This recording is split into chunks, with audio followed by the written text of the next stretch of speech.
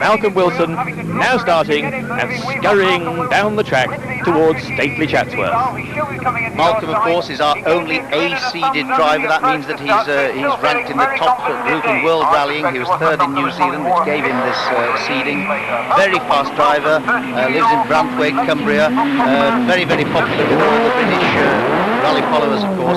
Driving the two-wheel drive car here, the highest starting number for a two-wheel drive car.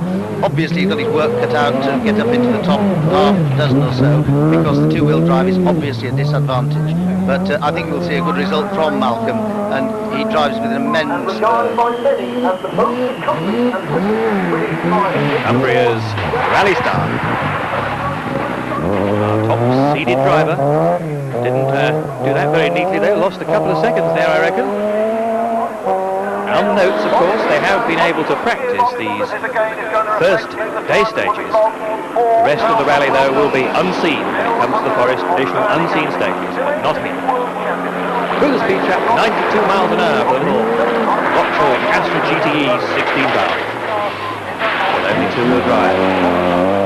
And that means he'll be struggling where it's slippery. Onto the rough terrain once again. Well, the best RAC Lombard finish for Malcolm. Sliding round there, a little bit more cautiously than the last sharp bend. And of course, safely through the splash, with much relief. You may remember Derek Bell stopping in the Ford at Western Park. Vauxhall making quite sure their cars will go through rally puddles from now on.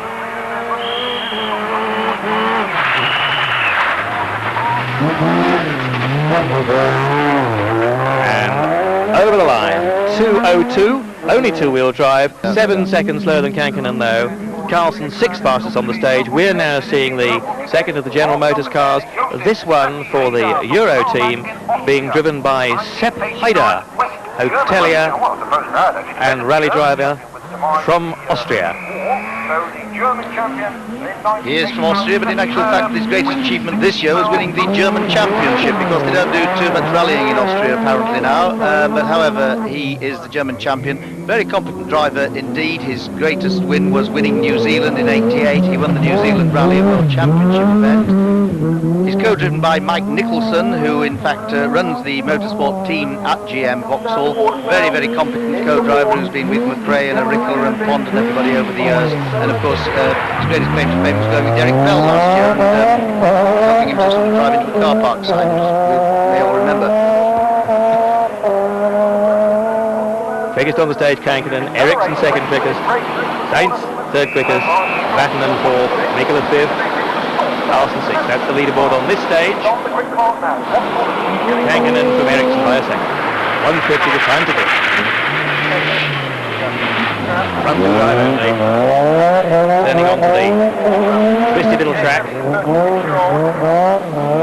These cars prepared in Milton Keynes for forays all over Europe. Now Malcolm Wilson in the Vauxhall was 1:38 at the water, so he in fact is a second, 2 seconds behind him, so it looks as though Sepp will be a couple of seconds down on Malcolm on this stage. Wilson's time, oh, that was a heavy landing, 2:02. Wilson's time, 2:02. And at the moment, the best of the two-wheel drive times, 2:02. Clock, 2:01, 2:02, 2:03. Matt Johnson is next. Another GM runner. There's Brian Thomas. They're using the Opel Kadett. Get them mixed up quite easily. Vauxhall Astras and Opel Kadett, but this is the Opel badged GM car, the Opel Kadett GSI with its 16-valve engine. 31-year-old Swede heading for the gate posts and through them safely down the twisty, bumpy part of the track. Quite daunting going down there, I should think, Tony, isn't it? Yes, it certainly is. Those gates, I'm surprised nobody's clobbered it actually, but the very narrow gates and very undulating, and when we were practicing yesterday it was full of pheasants, but they seem to have very sensibly gone out of the way today. Bit of handbrake being used there by the Swede. Hereford co-driver Brian Thomas reading the notes. He was Mats was 8th on the Scottish and the Welsh, so he's got some experience of our forests here in Britain. He in fact was 4th behind Malcolm Mason in New Zealand. 90 miles an hour through the speed trap, on with the brakes. There goes that handbrake again. He wasn't too sure about it. He kept popping it on and off, it looked to me. Yes, have I given it enough handbrake or not? Anyway, he got round okay, and those wheel rims and those tyres, the all-important tyres, safely past the large stones. Most of these drivers, particularly Mats here, will be doing left-foot braking. This used to be the province of the Swedes and the Finns, but now the Brits all do it as well. Left-foot braking, so that you keep the power on going through all these corners. Takes a bit of getting used to, but once it's there, it certainly helps. Really having a go. Front-wheel drive. Ooh. Little left-foot braking going on there as he approaches the bridge.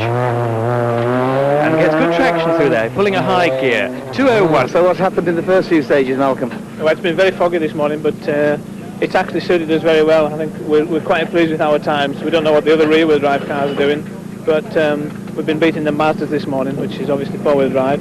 So we're quite pleased, and we're not far off the quickest Toyotas. So we're quite encouraged, really. We just hope that this fog stays. It seems to obviously suit our car.